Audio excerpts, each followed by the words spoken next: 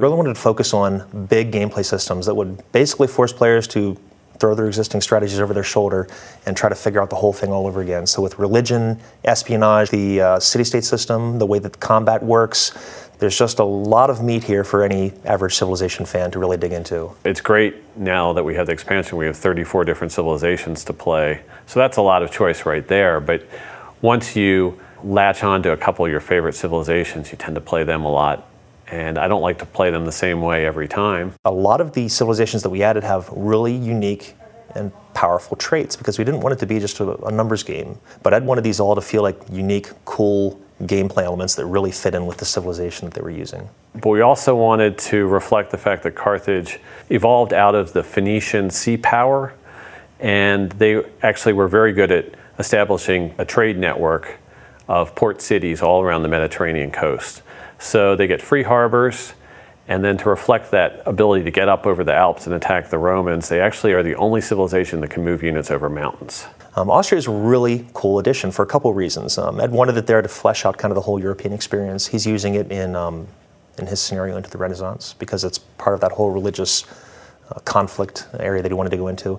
It's got a unique trait possibility that's really interesting. It's called diplomatic marriage that actually allows her to kind of absorb city-states. The Netherlands are an interesting civilization because they're all about trade. During their initial period when the Netherlands was first breaking away from Spain, they were kind of fighting a revolution, and one of the key elements was what they called the sea beggars, which were sort of like naval pirate units that would come in and seize towns and plunder the Spanish port towns along the coast of the Netherlands. And then also to reflect the Netherlands' military and trading might, they have a unique improvement, and that's the polder, which is the filled-in land from the sea where you'll see those huge fields of tulips. In terms of a fighting power of the time, I mean, you couldn't necessarily top Attila. We played around with his trade a little bit. We put in some neat and interesting fun things. Like he puts down his capital, it's called Attila's Court.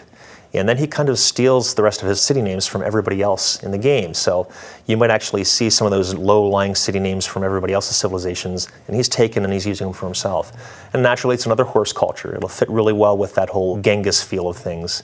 Now, the cool thing about Ethiopia is it's the only African country that was able to withstand the period of European colonization. So they're the only holdout that was never part of a European colonial empire. And so we wanted to reflect that in their civilization's traits. So we wanted them to be very, very difficult to take out and conquer. And even though they might not be the biggest or the most powerful civilization, we still wanted them to be strong defensively. So that's the way their trait works. Anytime they're fighting a civilization that has more cities than they do, they get a very, very significant combat bonus. Some of them that have come out before, I hate to admit it, but I play with Boudica of the Celts probably in 7 of every 10 games that I've been playing lately. Boudica's trait is faith-based, so I'm often playing an aggressive religion game. She makes it really easy to play a strong religion game, and they actually get faith from kills. And so if you want to cause trouble early in the game while you're on your road to religion, the Pictish War is the way to do it. Having played Civ 4, I loved the way religion spread across the map and sort of had this historical immersion element drawing you into the game, and it was very interesting to see, you know, where Buddhism spread and which civilizations adopted it and that kind of thing. But I wanted it to have more of an impact on the way the game played out. I wanted those religions to be very, very meaningful in terms of who had which ones and whether you could get the bonuses from one into your cities. There are other more interesting, unique units in the game as well. I mean, you mentioned Attila. His battering ram is absolutely devastating. He gets it as a spearman replacement. So it's not your typical unit replacement in that you're replacing the spearman with some other guy that kind of holds something like a spear.